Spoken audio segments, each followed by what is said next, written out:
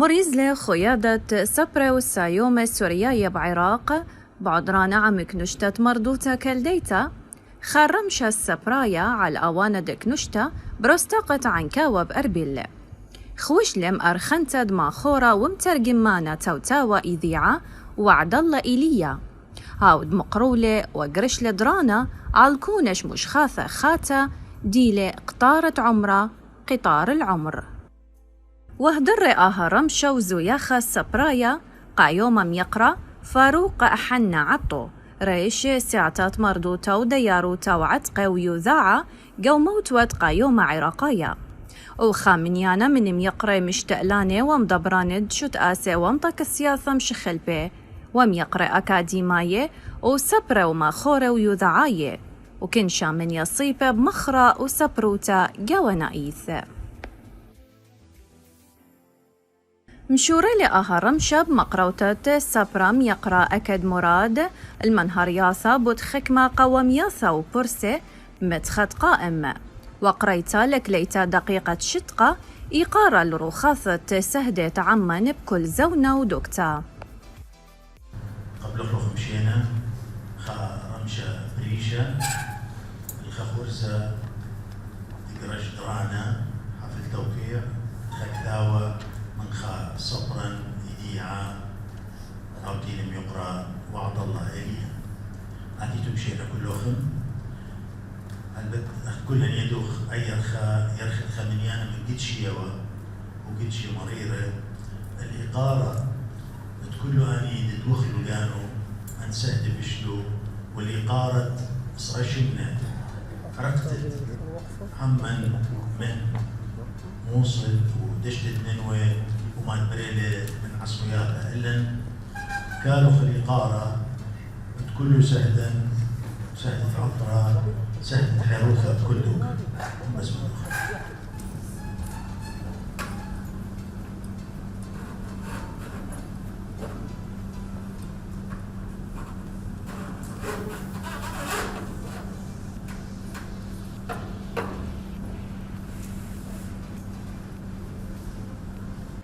وخرطم شو تبلم دبرانة داها رمشة السبرايا يوذعايا والسبرم يقرا نمرود قاشا بمقابلته بشينا لهديرة ومقروتة خكمة لوقاطة بود شربة خيد ماخورة ومترجمانة وعد الله إيليا دقيلة من بني مديتة بغدادة بدشتة نينوى وتوتاوة بقائم بأثرة فرنسا عمن هرتا بود منيانا من مشرياثم شوتبي بيناتي قومي زلتي سبريتا.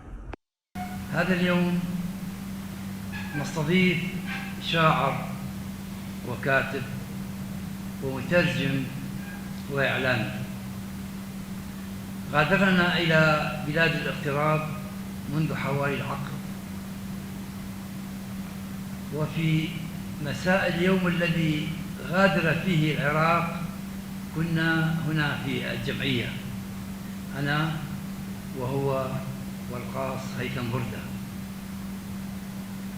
كان مساء جميلا مفعما بالجمال، حيث في اليوم التالي غادر إلى فرنسا. وعد الله إيليا رافقته منذ بداياته، ولكن كنا غلال أحدنا لآخر بعد عام 2003 من خلال المؤسسات الثقافية التي تشكلت في بغداد بعد هذه الفترة.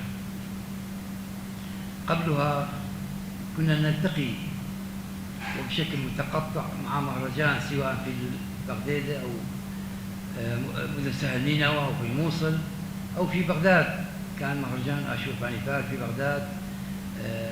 نلتقي كل أدباء والسريان في سهل نينوى وبغداد. أعود على فترة 2003. كانت أول مؤسسة جمعتنا أنا والشاعر وعد الله إيليا هي مركز السريان للثقافة والفنون. هذا المركز الذي تأسس عام 2006 بجهود مثقفي بغداد. كان من أبرز المؤسسات الثقافية على مستوى المحافظة. استضفنا في هذا المركز، كان هو رئيس المركز. هو المركز تأسس قبل 2006 بس، وعضلة إيليا استلم المركز ب 2006. كان أستاذ سامي لالو مدير رئيس المركز. بعد 2006 بعد الانتخابات أصبح الشاعر وعضلة إيليا رئيسا للمركز، وأنا كنت سكرتير المركز. هذا المركز استضاف العشرات من أدباء وفنانين ومثقفي وكتاب العراق بشكل كامل. كنا نستضيف أدباء من دهوك، أربيل، سليمانية، الحلة، البصرة. أي أديب كنا نلتقي به نوفر له كل المستلزمات التي تجعله يلقي محاضرة في أي فن ليس مقتصرا على الثقافة. وباتر هذا خيتي دورات أرخدها رمشة ماخورة ومترجمانة توتاوى وعد الله إيليا عود مقرولة خكمة منها رياثة بود ميزلته سبريتا ومشق لمشخل بي قاوديلا ومخبته المخرى وبالخانة بترجمتا. اتلي شوهارة وحبة وإيقارة وقوبل طيبوثة بآذي اتفقتا بدامرنا ايمد لتل اللشانة لتل وريذة وايمد لتل يرتوثة لتل شرشة ودقشاشة وايمد لتل اللشانة لتل تشعيثة ومردوثة ومدي نايوثة وإيثوثة. أسعدتم مساء أساتذتي، أحبائي، أصدقائي من الأدباء والكتاب والفنانين والمثقفين. أيها الحضور المبارك، سعيد جدا أن أكون بينكم اليوم إذ يتزامن يوم عيد ميلادي اليوم مع هذه الأمسية. اللحظة الشعرية ولدت عندي حينما رأيت الكون أمام استدارته والحياة حتى نهايتها دفعة واحدة، إذ كان مختبر الشعر يطفح بالرؤية ليضيء المسافات في ظلام هذا العالم، وتتقصب اللحظة الشعرية بالألم والجرح والوجود حتى وصولي إلى الذات. الشعر بالنسبة لي ليس هو الكلام الجميل المقفى الموزون كما هو في الشعر العمودي، مع احترامي الكبير لعمالقة الشعر العمودي، لكن الشعر هو أخطر كائن على هذا الكوكب. الشعر هو قوة غامضة. الشعر هو لغة القلب والأحاسيس والعواطف المجروحة. الشعر هو بالنسبة لي ترنيمة القلب العميقة، فهو الفكر العميق الذي يعبر عن قلق النفس في الوجود. الشعر بالنسبة لي هو فسحة اللقاء بين العقل والروح من خلال اللغة نفسها. فهكذا شعلة الإبداع نمت ونشأت وترعرعت عندي، وكنت مغموساً بالهم الشعري من أعلى رأسي وحتى أخمص قدمي. أنا أكتب الشعر لأواصل رحلة الحياة والشعر معاً، وأبقى في حالة انفعال ما يحدث في هذا العالم، وفي أغلب الأحيان تتقدمني القصيدة ولا أدري إلى أي مكان تقودني. أريد الوصول إلى عالم الصدق، واليوم نحن نعيش في عالم مظلم، عالم معتم، عالم الكراهية والحقد والأنانية والضغينة. للأسف نحن اليوم نعيش في عالم بعيد عن الحقيقة، فالشعر يختبئ بين خلايا دمي ويضخ في روحي مشاعر وأحاسيس جديدة. لذلك فالشعر في حد ذاته بالنسبة لي هو حركة، وبدون هذه الحركة لا يمكن لي أن يكون لي الحياة وللشعر أيضاً. فأطمح أن أؤسس منطقة شعرية كونية تمثل تاريخ الشعر الجسدي والروحي والذاتي في رؤية كل العوالم المجهولة.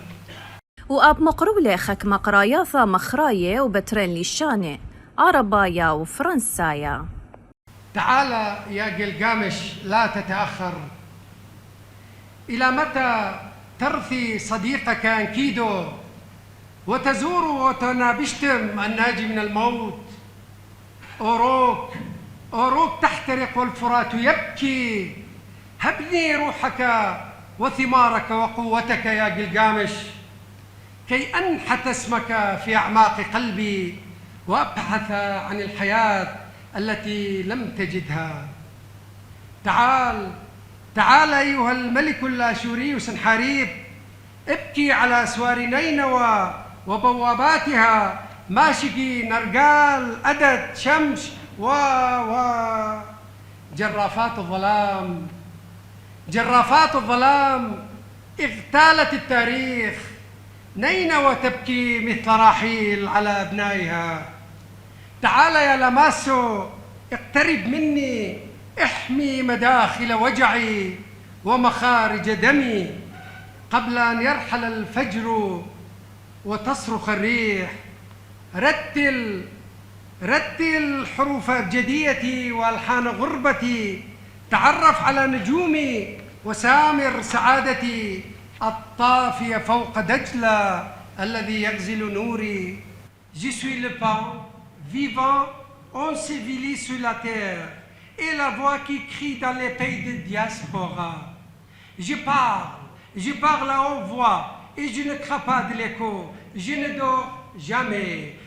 dors jamais après qu'il ait reconnu les rides sur mon front. Je suis crucifié, vivant entre deux aliénations. Je défie les serpents de la terre et de l'emprise de la mort.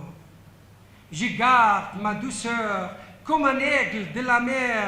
Je parcours le monde avec une magie habituelle. Et mon nom est gravé sur les murs des musées. Je parcours, conservé dans les bibliothèques célèbres. Je suis une musique des démunis de la vie et des pierres. وخرطة مشمالة المنيانة من هديرم يقرأ تمقرو ليشو آلة وعقاوة ومنهر ياثا بود نقزت بشلي مقروة بأهرمشا عام رعيانة قواناية بود مخروطة ومترجمتا.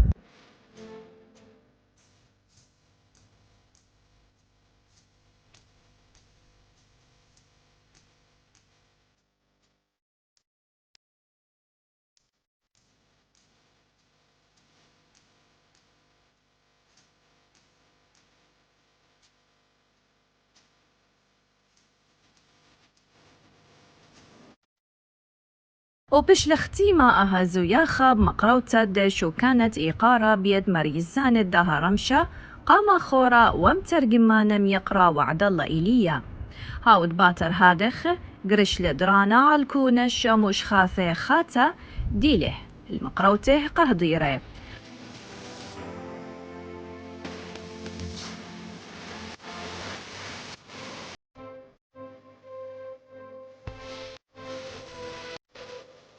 آنيت آبم شو تبلي بخازو يا خبشيطة ورمزايا لتخارت عيدة مولادة داها ماخورة ومترجم مانم يقرأ.